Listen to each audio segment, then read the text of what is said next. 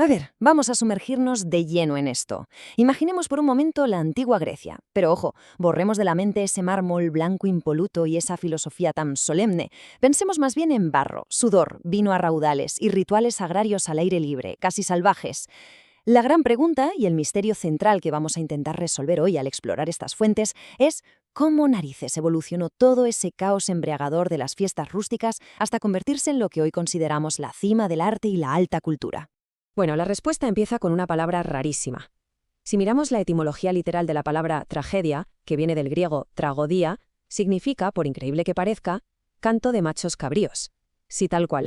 Es una raíz lingüística bastante chocante para un género tan serio, ¿verdad? Pero tiene sentido, porque originalmente este término estaba profundamente ligado a cultos antiquísimos y superprimarios centrados en la fertilidad y en las fuerzas de la naturaleza. Era aquí donde se entonaban estos cantos, marcando el peculiar punto de partida de toda la historia teatral. Así que hoy presentamos Del ritual al drama, la evolución de la tragedia griega. Vamos a rastrear ese camino exacto a través de nuestro análisis de las fuentes originales. Un viaje fascinante, desde los rituales más instintivos y viscerales hasta ese inmenso refinamiento cultural y teatral que acabó definiendo a la Atenas clásica. Para que nadie se pierda, esta es nuestra hoja de ruta.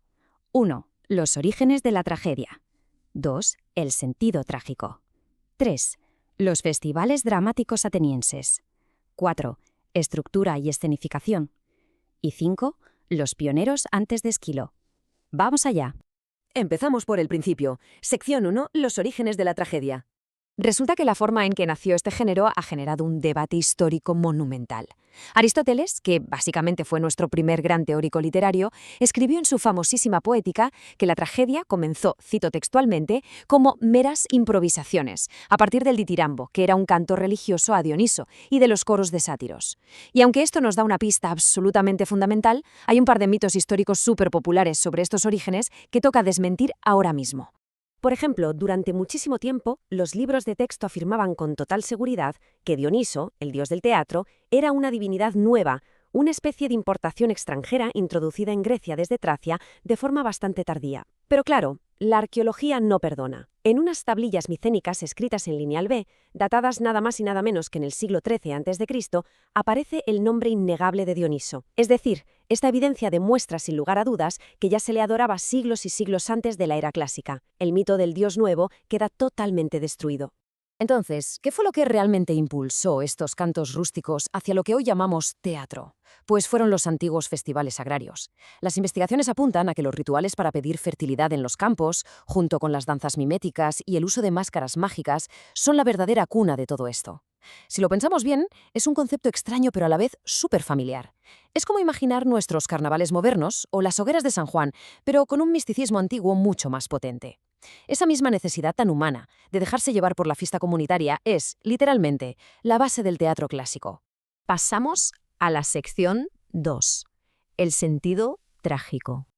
Aquí tenemos que detenernos un segundo y hacernos una pregunta crucial.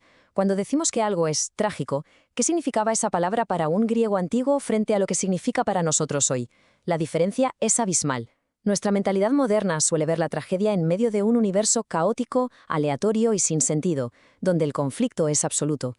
Sin embargo, para los antiguos griegos, la tragedia funcionaba sobre la certeza de que existía un orden cósmico superior y trascendente. Lo verdaderamente trágico no era un universo ciego y cruel, sino la situación trágica en sí, ese momento exacto en el que el héroe, siendo plenamente consciente de todo, se enfrenta en total soledad a una decisión irreversible. Y para entender esto a fondo, hay que aclarar el famosísimo concepto de hamartía. Muchas veces se traduce mal, como si fuera un defecto trágico o un pecado inconfesable, pero eso es una visión totalmente sesgada que nos colaron pensadores cristianos y estoicos muchísimo más tardíos. Aristóteles lo dejó clarísimo. Los héroes no caen en desgracia por ser malvados o por estar pervertidos moralmente. Caen por un error intelectual, un simple fallo de cálculo o de juicio que es propio de nuestra fragilidad como seres humanos. Vamos, que el héroe se equivoca, no peca. Es un matiz absolutamente vital para entender las obras. Y con esto llegamos a la sección 3, los festivales dramáticos atenienses. Dejemos la teoría a un lado un momento y pisemos el terreno físico donde ocurría toda esta magia. Hablamos de las masivas grandes Dionisias. Instauradas hacia el año 535 a.C., tenían una programación súper estricta de 5 días. El primer día, toda Atenas salía a la calle en una inmensa procesión religiosa. El segundo día era para las competiciones de coros de ditirambos. Y luego, durante 3 días enteros, la ciudad entera se paralizaba literalmente para los concursos de tragedia. Ojo a esto, el teatro no era un simple pasatiempo de fin de semana, era un deber cívico de primer orden, un ritual religioso indispensable y, por supuesto, una exhibición brutal del poderío estatal frente a los embajadores de toda Grecia. Para hacernos una idea de la magnitud y de la locura de semejante espectáculo, solo hay que mirar este número. El teatro de Dioniso llegó a albergar a 17.000 espectadores. 17.000. Para ponerlo en perspectiva, casi la mitad de la población de la ciudad de Atenas en aquella época se congregaba a la vez, en un solo recinto, para ver estas obras. Es una escala que hoy en día nos parece propia de un estadio de fútbol de primera división. Sencillamente increíble. Pasamos a la sección 4, estructura y escenificación. A ver, para entender cómo funcionaba la mecánica pura y dura, pongamos el foco en el escenario. Esto ilustra a la perfección el ritmo casi matemático con el que se construían estas tragedias. Todo se basaba en una alternancia súper estricta. Primero, los actores nos daban el contexto en el prólogo. Luego, el coro hacía su gran entrada triunfal en el párodo. A partir de ahí se iban intercalando los episodios donde los actores avanzaban la historia hablando, con los estásimos donde el coro cantaba y bailaba reaccionando a lo que acababa de pasar. Todo terminaba con la salida final o éxodo. Era como una respiración constante entre la acción individual y la reflexión colectiva. Y en cuanto a la escenografía práctica, tenían unas soluciones ingeniosísimas. Resulta que en el teatro griego había una regla de oro inquebrantable. Prohibidísimo mostrar asesinatos o violencia extrema a la vista del público. Se consideraba súper inapropiado. Así que, ¿cómo lo solucionaban? Pues se inventaron el equiklema. Si alguien moría dramáticamente dentro del palacio, abrían las puertas y rodaban una enorme plataforma de madera hacia el escenario, exhibiendo los cadáveres. Era, a todos los efectos, el primer gran efecto especial práctico de la historia para saltarse la censura. Cero sangre derramada en directo, pero el trauma del espectador estaba garantizado.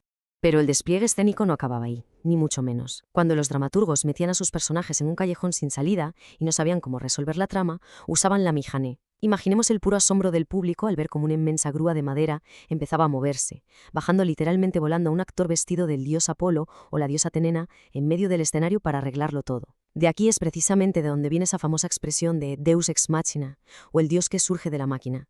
Para la época, ver a alguien sobrevolando el escenario debía ser un impacto visual absolutamente descomunal. Llegamos a nuestra última sección. 5. Los pioneros antes de Esquilo. Para ponerle caras a todo este proceso histórico, hay que recordar que antes de la grandiosa Edad de Oro hubo unos pioneros que sentaron las bases y rompieron absolutamente todos los esquemas. Tenemos a Tespis, que hizo historia al ser el primerísimo en dar un paso al frente, separándose físicamente del coro para recitar sus propias líneas en solitario. Al hacer esto, de paso inventó el concepto mismo de actor. Luego está Querilo, cuyo rastro aparece en el concurso de tragedia más antiguo del que tenemos registro, y Prátinas, el auténtico responsable de institucionalizar el drama satírico para el público de Atenas. Unos pioneros en toda regla. Aunque si hablamos de anécdotas locas, la del dramaturgo Frímico es insuperable. En el año 492 a.C., Frímico montó una obra histórica llamada La toma de Mileto. Trataba sobre una terrible derrota militar súper reciente a manos de los persas.